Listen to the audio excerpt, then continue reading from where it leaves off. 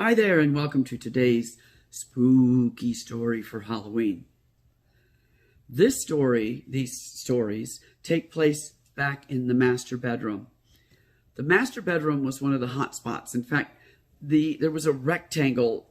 If you took a rectangle block and dropped it down through the center of the house, most of the activity in the house happened within that rectangle.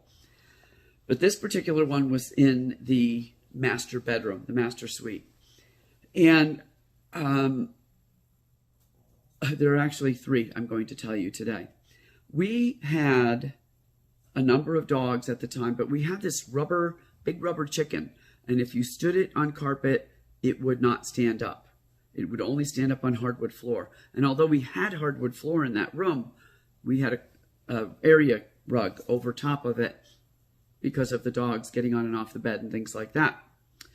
And we didn't want them to slip. So one night I wake up about 2 o'clock in the morning, and as I had gone to bed before that, I saw that rubber chicken laying on its back on the carpet. 2 o'clock in the morning, I wake up because I've got to go to the bathroom, and I get up and I start to go to the bathroom. I turned the light on so that I could see, and there on that carpet, that rubber chicken was standing on its feet. No one was there who could have stood it up. Everybody was asleep in the house. That's the first thing.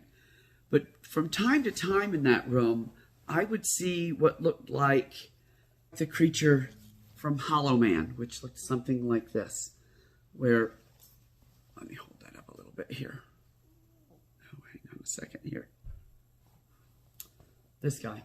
So when I saw it move, it would look sort of like just the space moving, like glass, liquid glass moving through the room. And it was child-sized. So it might have been the girl that both my grandson and my son had seen. And that was kind of interesting. And I saw that pretty frequently up there.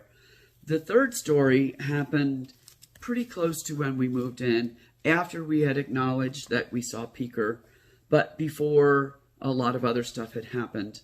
And in my house, there was a little salt shaker about this big. It was round at the top and narrower at the bottom.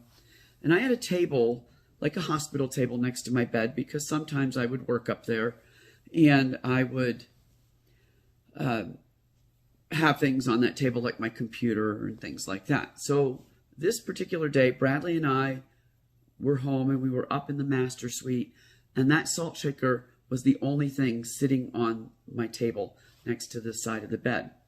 And we're just talking about how the day went and things like that. And I catch motion on that table. So I look over at the table and I see the salt shaker start to tip up on its edge, on the bottom edge. And I looked at Bradley and I said, "Are you seeing this?" And he looks and he said, "Yes, I'm seeing this." And then we watched it rock back and forth on its edge, probably 10 times before it finally fell over and ran away. Rolled away, rather. Not ran away. Rolled away. It'd be funnier if it ran away. But rolled away. And the whole incident was like probably 30 to 60 seconds long. So it rocked for quite a while before it finally fell over. That house was really, the behavior from that house was really very weird and problematic. And it felt a lot like it was messing with our minds just to see what would happen, just to see what we would do. And so it became a very strange place to live. Now, eventually we did get used to it, because you do. When you see enough stuff, you get used to it. But it never really felt comfortable there.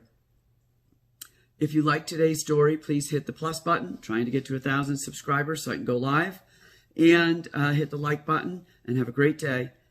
Thanks. And come back tomorrow for another story. Thanks.